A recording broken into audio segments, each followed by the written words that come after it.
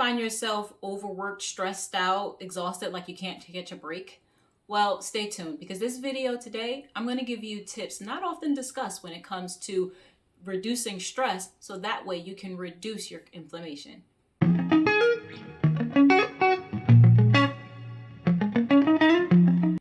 Hey, if you're new to my channel, my name's Wakia and I'm a health coach. I provide tips and education to busy people who want to take the overwhelm out of dealing with their chronic inflammation. So let's get right into it.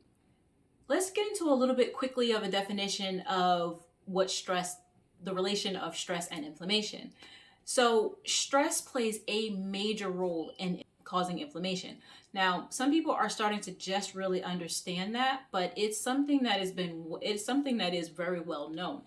Now, a lot of people say, oh, your diet has a major impact on your inflammation levels. While that's true, stress is the next biggest impact on your chronic inflammation, and some will argue that it is more important than diet. So, if you want more of an explanation on inflammation and how it works in the body, you can look at my previous video. I'll link it in the description box. It's called 12 of the best ways to reduce chronic inflammation. So that would give you a better basis or a fuller understanding of what inflammation is or what chronic inflammation is. So let's get right into the tips. Number 1, having a healthy way to express your emotions. Now, some people have different ways of expressing their emotions. Some people will cry a lot. Some people will just be really sad, like depression. Some people will be really angry. So it can be internal, it can be impulsive emotions, meaning you tuck them all in. And what it does is that causes a lot of stress in the body and it can increase inflammation. Or it can be explosive, meaning you're constantly yelling or you're constantly crying or, whatever it is, whatever that strong emotion is. But again, it still plays an effect on the body and it still causes physical reactions in the body. So finding a better outlet to express your emotions, like whether it's breathing, whether it's meditation, whether it's yoga, whether it's journaling, there's a lot of different things that you can do to learn to express your emotions. But the key is to make sure that you're finding something that's going to help bring down the stress, because stress plays so much of a large impact on inflammation. Number 2, overscheduling yourself. If you find that you schedule yourself and you have so many things that you're trying to do and you can't seem to get everything done and then you're stressed out about it, it's a cycle. So when you overschedule yourself, you tend to forget about certain things or you beat yourself up because they're not done. The problem with overscheduling though is that everyone has the same 24 hours. A big chunk of it needs to go to sleep. If you're working, a big chunk of it needs to go to work. So then after that, you have a certain number of hours. And while you're at work, especially if you have freedom to make your own schedule, that needs to be set up as well. Now, you can't do everything. So the quickest, easiest thing that I could tell you to do is to set yourself up with the 3 most important things that you need to do in any one given day. Whether it's 3 things you need to do at work, if you have that freedom to make your schedule, or 3 things that you need to do at home, or just 3 things you need to do, period. 3 of the top things, because you can't get everything done in one day. Also, if there are other smaller things that need to get done, like say if you use the dishes or grocery shopping or whatever, there's so many different things that you can do. If you need to go grocery shopping and all of that, they have apps where they'll deliver it to you. They have they have a lot of websites even if you don't have to actually physically go into the store to go grocery shopping, they'll grocery shop for you, just go there, pick it up. So there's different ways to deal with that. Or if you have people that living with you at home that might be able to help you, then ask for help. Find a way to delegate. If you're the head of the household, ask your partner. If you're married or you have a partner, find different ways to help delegate. Find your support system. That way you don't feel so overstressed and overloaded. Number 3, forgiving yourself.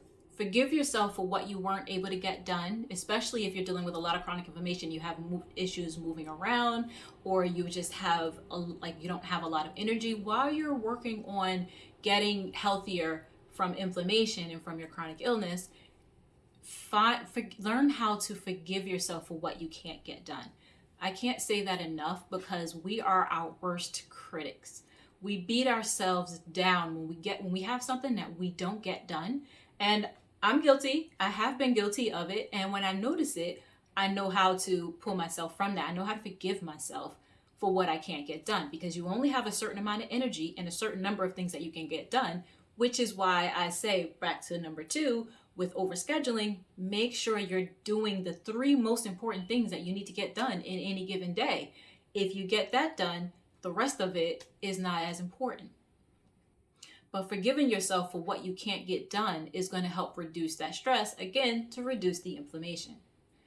Number 4, boundaries. Now, that is a special favorite of mine, because when I was really, really sick and really struggling, I felt really guilty, and I would just say yes to everything. Or I was always so upset because it was really difficult for me to do things that I would just go anywhere just so that I wasn't at home. But when you say yes to everything, you start to feel like you're not being seen, you're not being heard, that people don't care what you do or what you think. And it may or may not be true, but you start having animosity because you feel like they are pulling you away, but you have to create those boundaries. You have to create boundaries for yourself. If you decide you're going to get this one thing or these 3 things done today, set aside that time and make sure you get it done. So self-accountability. The second part is setting boundaries for other people. When you set boundaries for other people, you are basically saying, these are the 3 things that I need to get done today. I know I need to get these done. This is the round amount of time that I need to get it done. And then you know that there are people who are calling you or who are telling you, let's go somewhere. And you know that that's a habit of theirs, and they're always doing that, saying to yourself, okay, listen, I really need to get this done. We can schedule a different time to do that, but I need to get this done. Now, some people may not be happy about it, but those who care the most for you and care about you, they're going to understand.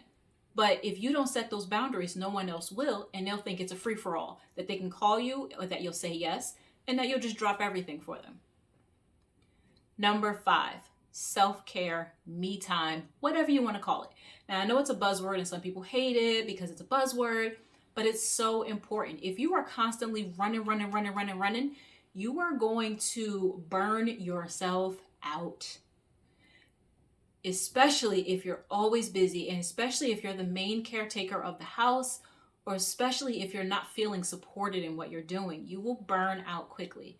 That is the reason why self-care, me time, you time, whatever you want to call it, take 30 minutes to 1 hour a day if you can do it. If not, a couple of days a week. Find something that makes you happy, that gives you enjoyment, that you feel at peace when you're finished doing it and while you're doing it. So if you feel like you're not getting that, then you know, like by the time you're done with that time, if you notice that you're not enjoying that time, it could be because you didn't set those boundaries around it, or it could be that's not the right thing for you to give you that relaxed time. So just a quick recap, the 5 tips that are going to help you to reduce stress, that way you can reduce your inflammation is: 1, finding a healthy way to express your emotions. Number 2, not overscheduling yourself and helping you get support and finding a support system that's going to help you so you don't feel like you have to try and do everything yourself. Number 3, forgiving yourself when you don't get the things done that you would love to get done, and making sure that you have those top 3 things done. Number 4, boundaries. Making sure that you set those boundaries because you want to make sure people respect your time and you want to respect your own time. Number 5, self-care, me time, relax time. Making sure that you put that in. It doesn't have to be every day if you don't have every day, but you need to make sure that you find something that you enjoy, that you can, almost like a reward, and it has to be relaxing or something that thrills you and makes you happy and makes you feel good at the end. If you resonate with anything that I said today, don't forget to comment down below, hit like or subscribe, and don't forget to hit that bell notification so you don't miss any. Until next time.